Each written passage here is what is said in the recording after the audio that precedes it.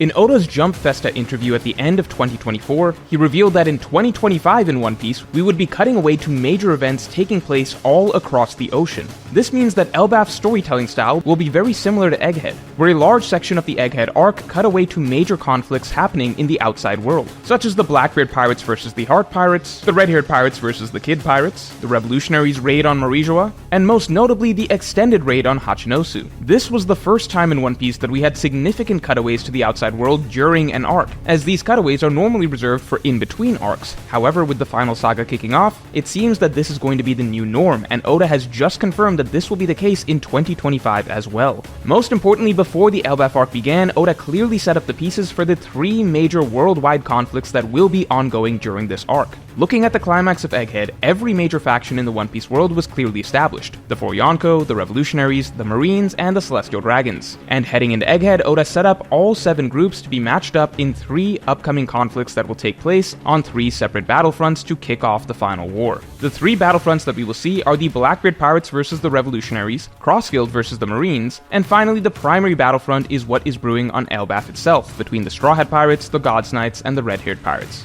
Let's break down the setup for each of these 3 upcoming battlefronts in 2025 and what each conflict will entail. But first, I've got an amazing deal for Surfshark VPN for you all. Right now, Surfshark is offering my viewers a deal for less than $3 a month. That's right, while most VPNs cost $13 to $15 a month, Surfshark VPN, the sponsor for this video, is allowing my viewers to use Surfshark for less than $3 a month. Not only that, but any viewers that sign up for Surfshark right now get to keep that price of $3 a month for up to 2 years if you want. And you'll even get an extra 4 months free if you sign up right now. If you're unsure about whether or not to try out Surfshark, you can try it out with 0 risk because Surfshark is offering a 30-day money-back guarantee. And in case you don't know what a VPN is, VPNs are what pretty much everyone is using nowadays when they're online. Normally, you're regionally locked to your location, but with VPNs, you can change your location to anywhere you want on the globe. You can stream football for free by switching locations. You can play in game servers in Asia. You can get access to anime that's streaming for free only on Netflix in Japan. If you're not using a VPN, then you're seriously missing out. And if you are using a VPN, then you should stop wasting so much money and switch over to Surfshark, which is basically free right now. So get your Surfshark deal today for less than $3 a month. Just head over to surfshark.com/morge to get 4 extra months of Surfshark for free with a 30-day money-back guarantee. Link in the description below, or just scan the QR code. So that aside, the first and most clearly established upcoming conflict is between the Blackbeard pirates and the Revolutionaries. Where we left off, the Revolutionaries were laying siege to the Celestial Dragons, cutting off the food supplies at Marijoa and attempting to starve them out. On the surface, it seems like this should be a problem that either the Marines or the Gods Knights would deal with. However, Oda has clearly established that both groups interestingly have their attentions diverted at the moment, which we will get to shortly. At the moment, the forces that the world government has available at Marijoa are clearly established to not be enough to stop the Revolutionaries' tactics. Enter the Blackbeard pirates. From the conversation between Blackbeard and Lafitte, it is established that the Blackbeard pirates are monitoring this situation and are about to enact some sort of a plan regarding the Revolutionary siege. From the phrasing of the conversation, it seems clear that the Blackbeard pirates are not coming to the Revolutionaries' aid, but rather they see the Celestial Dragons' current need of assistance as a prime opportunity for the Blackbeard pirates to step in, to aid them. This perfectly clicks together with Blackbeard's stated plan so far, which is that he wants to negotiate with the Celestial Dragons to be officially made a recognized king.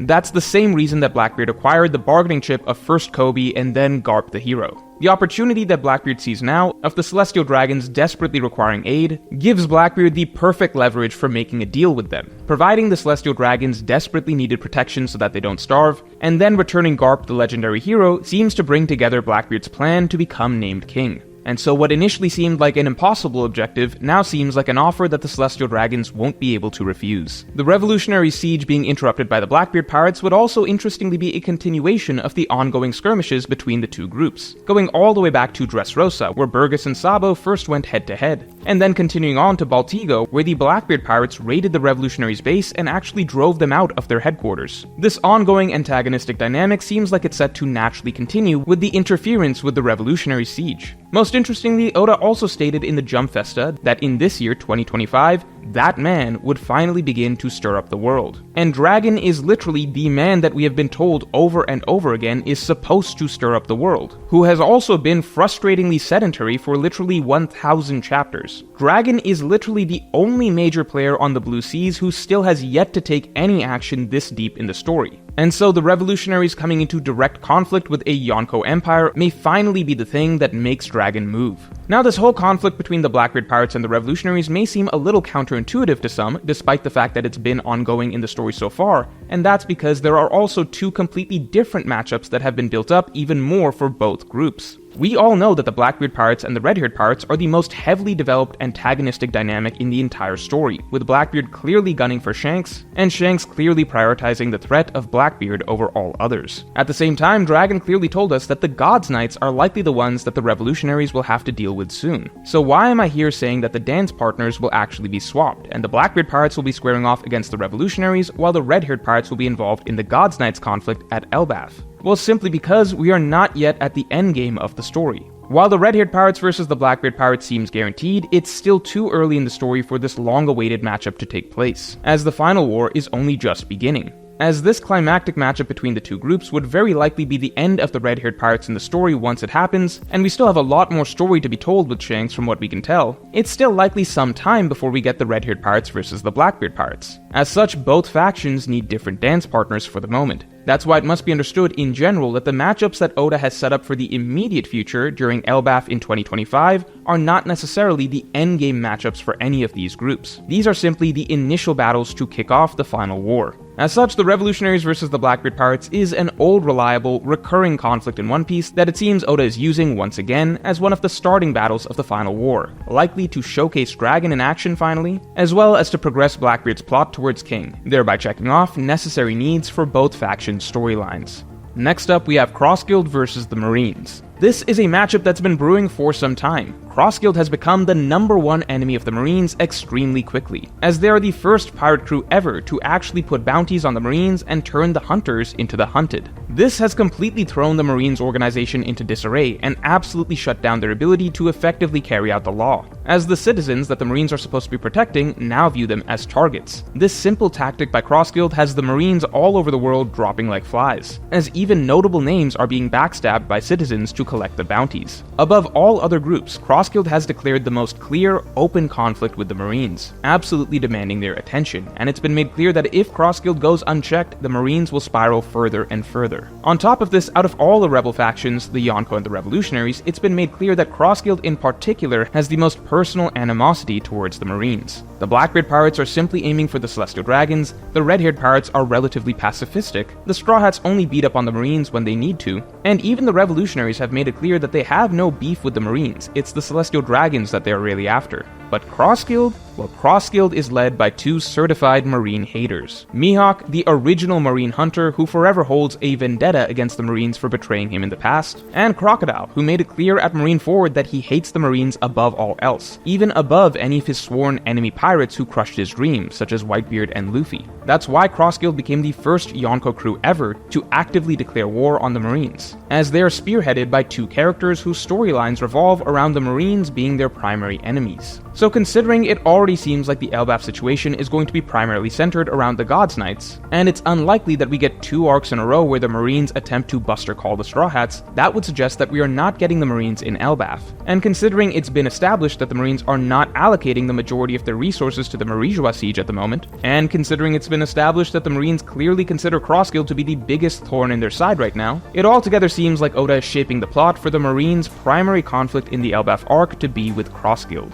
Now this could play out in one of two ways. Either the Marines are the ones that take the initiative and launch an assault on Crossguild, or Crossguild may take the initiative against the Marines even further by interfering with a very important Marine venture, namely the transport of Edward Weevil to Impel Down. So here's where it gets interesting. Oda's already set up this plot thread of Green Bull having captured the ex-Shichibukai Edward Weevil, with Green Bull currently transporting him to Impel Down, and an upcoming clash with Marco and Bakin is along the way. We know that this conflict is definitely happening. Marco and Bakin are about to attempt to intercept Green Bull on the way to taking Weevil to Impel Down. However, it's unlikely that even someone like Marco would be able to stop Green Bull. if Weevil is going to be freed, it would require another party to enter the fray. And so enter Cross Guild, a group that is composed of ex-Shichibukai members, who have just officially entered the race for One Piece, and who are clearly aware that they need more military strength to compete with the other factions. The perfectly natural next step for Cross Guild is them recruiting another ex-Shichibukai member to their forces. And the cherry on top would be them getting to ambush their primary enemy,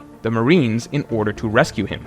This scenario fits together the two threads of the confirmed upcoming jailbreak on Weevil's prison ship and Cross Guild's storyline of gathering together ex-Shichibukai members. And finally, it would allow this long-running storyline of the Marines and Cross Guild being at direct odds to finally result in its first big battle. Not to mention, potentially a long-awaited showcase of Mihawk against an actually strong opponent. But first, we have the most beautiful travel posters we've ever made for you all this January. This month, you can get a fantastic watercolor imagining of Fishman Island, as well as Saboti Archipelago, Weatheria, and Elbaf Village from the Sun Realm. The posters are printed on matte paper, hand-cut by the artist himself, and you can get all four together for 50% off each poster. You can also still get the deluxe package if you want to appear on my streams, and in that case, you can choose any poster from 2024 as well. So if you want Fishman Island, Saboti, Weatheria, and Elbaf Village for your walls, just hit the link in the description below. All posters from 2024 will also be available in the complete original set bundle.